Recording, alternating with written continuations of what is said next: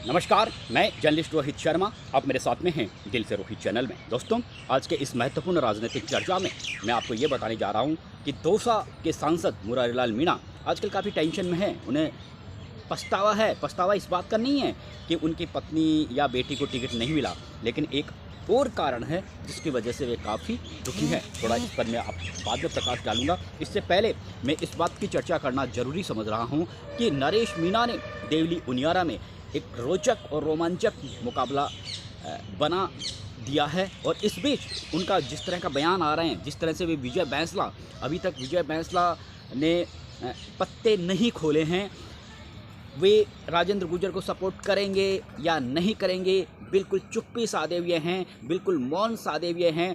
मीटिंगें उनकी ज़रूर हो रही है, लेकिन जुबान बिल्कुल नहीं खोल रहे हैं।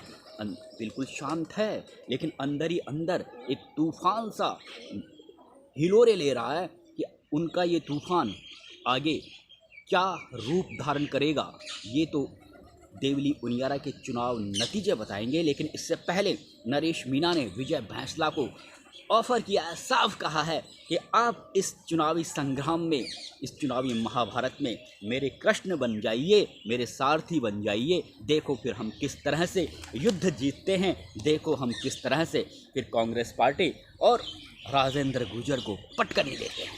उन्होंने ऑफर किया है खुला विजय बैंसला को। अब विजय बैंसला नरेश मीणा की इस ऑफ़र को मानेंगे या नहीं मानेंगे, ये तो आने वाला समय बताएगा। लेकिन इतना ज़रूर है कि नरेश मीणा ने वहाँ पर चुनावी माहौल को बिल्कुल कांग्रेस पार्टी के गणित को बिगाड़ कर रख दिया है। और यहाँ पर हरीश मीणा जो सांसद हैं, उनके लिए काफ़ी चिंता का विषय है, क्योंकि वे 2 बार लगातार यहाँ से विधायक रह चुके हैं, वर्तमान में सांसद हैं। तो उन्हीं की अनुशंसा पर कस्तूरचंद मीणा को कांग्रेस पार्टी ने टिकट दिया है। बड़ी बात यह है कि सचिन पायलट की प्रतिष्ठा का भी सवाल है, क्योंकि सचिन पायलट टोंक जिले से ही विधायक चुने जाते हैं। यहाँ पर उनका अच्छा वर्चस्व है, गुर्जर मतदाताओं की संख्या भी काफ़ी अच्छी है। ऐसी स्थिति में हालांकि भाजपा ने यहाँ से गुर्जर कैंडिडेट को ही टिकट दिया है, लेकिन सचिन पायलट के लिए भी यहाँ पर प्रतिष्ठा का सवाल बन गया है अगर कांग्रेस पार्टी का यहाँ पर गणित बिगड़ता है तो। अब हालांकि नरेश मीणा अब ऐसा है नहीं, क्योंकि जिस तरह से छबड़ा में पिछला विधानसभा चुनाव लड़े थे और निर्दलीय लड़े थे, तीसरे नंबर पर रहे थे, 44,000 वोट हासिल किए थे। चुनाव तो नहीं जीत पाए थे, लेकिन वहाँ पर कांग्रेस पार्टी को हराने में नरेश मीणा ने बड़ी भूमिका निभाई थी। कुछ ठीक इसी तरह के परिदृश्य यहाँ पर बनते हुए दिख रहे हैं। नरेश मीणा हालांकि दावा कर रहे हैं कि वे चुनाव जीतेंगे। सभी समाजों का उन्हें समर्थन मिला हुआ है, युवा ब्रिगेड का उन्हें समर्थन मिला हुआ है। इस लिहाज से उन्हें हर हालत में सफलता मिलेगी।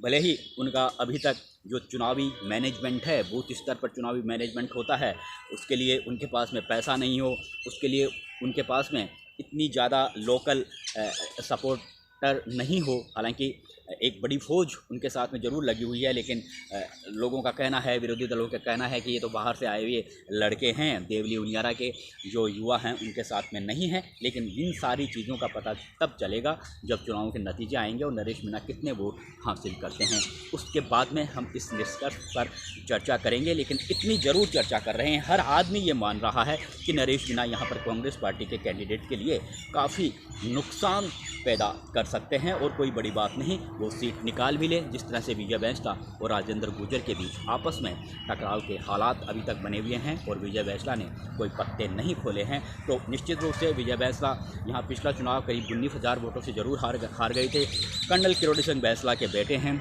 उनके पास भी समर्थकों की एक बहुत बड़ी फौज है और पिछले विधानसभा चुनाव की हार को भी वो नहीं भूले हैं। इसलिए लोगों का कहना है कि कहीं ना कहीं राजेंद्र गुर्जर की कार सेवा यहाँ पर जरूर हो सकती है और उस कार सेवा का सीधा फायदा नरेश मीणा उठा सकते हैं या फिर कांग्रेस कैंडिडेट उठा सकते हैं। लेकिन कांग्रेस कैंडिडेट के अभी तक इतने मजबूती से अपना वो प्रचार नहीं कर पा रहे हैं। अब उनका प्रचार तभी जोर पकड़ सकता है जब हरीश मीणा और उनकी टीम पूरी जी जान से उनके साथ में लगें। लेकिन सवाल यहाँ पर यही खड़ा होता है कि क्या हरीश मीणा इस सीट को अपनी सेफ जोन मानते हैं, अपनी खुद की पारिवारिक सीट मानते हैं, तो क्या किसी दूसरे व्यक्ति को यहाँ से वो विधायक बनना देखने का जो विचार रखते हैं, ये भी एक बड़ी बात है कि वो किसी दूसरे व्यक्ति को यहाँ से, पार्टी के दूसरे व्यक्ति को विधायक बनते हुए देखे। ये थोड़ा सा मुश्किल लगता है, क्योंकि कोई भी हो, चाहे मैं हूँ, आप हो, आप ये कभी नहीं चाहेंगे कि मेरे परिवार खुद के परिवार से अलग कोई विधायक चुना जाए। तो ये इस तरह के राजनीतिक के जो गेम हैं, हमने कई बार इस तरह के गेम देखे हैं, तो मुकाबला ज़रूर काफ़ी रोचक है। अब चर्चा कर लेते हैं मुरारी लाल मीणा की। मुरारी लाल मीणा क्यों दुखी है? टिकट नहीं मिला। उनकी पत्नी और बेटी को बार बार चुनाव से पहले वो लगातार कह रहे थे कि मैं मेरे परिवार के सदस्यों को चुनाव नहीं लड़ाऊंगा। शायद उन्हें पहले से ही आभास था कि यहाँ पर किरोड़ीलाल मीणा के भाई जगमोहन मीणा चुनाव लड़ेंगे, और उनके सामने अगर उनके परिवार का कोई सदस्य चुनाव हार जाएगा तो एक तरीके से उनकी प्रतिष्ठा पर विपरीत असर पड़ेगा। बेटर यही है कि आप चुनाव मत लड़ो। लेकिन डीसी बैरवा को जिस तरह से यहाँ से टिकट मिला है, कहा जा रहा है कि मुरारी लाल मीणा की अनुशंसा पर ही यहाँ उन्हें टिकट दिया गया है।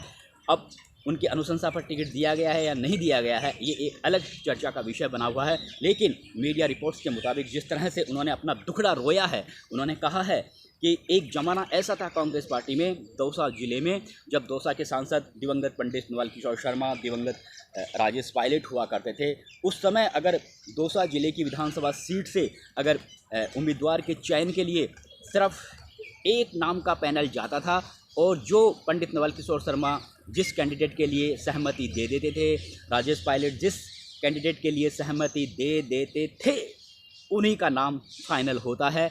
और दावेदार जितने भी होते थे वो स्थानीय सांसद के पास ही जाया करते थे, दिल्ली नहीं जाया करते थे। लेकिन अब माहौल कांग्रेस पार्टी में ऐसा हो गया है कि लोकल सांसद को कोई पूछता नहीं है।